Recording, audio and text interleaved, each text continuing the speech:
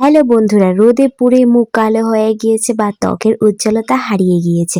আজকে মাত্র 5 মিনিটে ঘরোয়া উপায়ে এই সমস্যার সমাধান আমি নিয়ে এসেছি।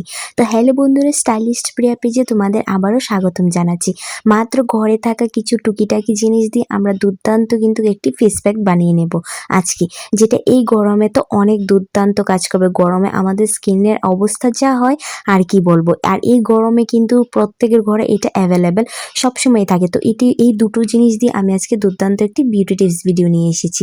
বন্ধুরা জানেন কি, দামি ফেস ওয়াশ বা ক্রিম যা পারে না আপনার রান্নাঘরে, এই দুটো জিনিস তা করে দেখাতে পারে। চলুন আজ বানিয়ে ফেলি ম্যাজিক্যাল ফেস প্যাক। তো বন্ধুরা প্রথমে নিয়ে নিলাম একটি ছোট শসা, যেটা এই গরমে প্রত্যেকের বাড়িতে অ্যাভেলেবেল। সেটাকে ভালো করে ধুয়ে পরিষ্কার করে ব্লেন্ড করে নিলাম, একদম পেস্ট করে নিতে হবে। তারপর নিলাম টক দই।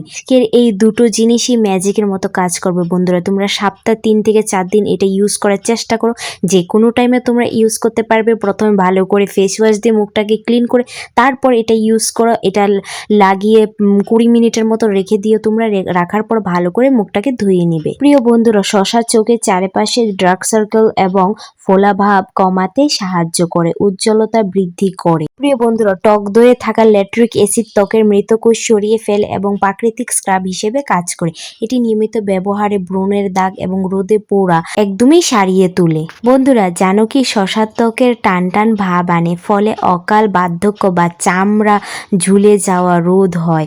চোখের নিচে কালো দাগ ও ফোলা ভাব কমায়। এই মিশ্রণটি ত্বকের ভিতর থেকে ময়লা পরিষ্কার করে, লোমকূপ উন্মুক্ত করে, যার ফলে ত্বক প্রাকৃতিকভাবে উজ্জ্বল ও গ্লোয়িং দেখায়। দেখো বন্ধুরা, এই দুটো জিনিসের মধ্যে কতটা গুণাগুণ রয়েছে, আমাদের স্কিনের জন্য কতটা হেলদি। এই দুটো জিনিস মাত্র তোমরা চেষ্টা করো সপ্তাহ এটা 3 থেকে 4 দিন ইউজ করার। কারণ এই যেহেতু গরমের সিজন এসেছে, আমাদের স্কিনের যে একটা অবস্থা হবে আর বলে তো লাভই নেই।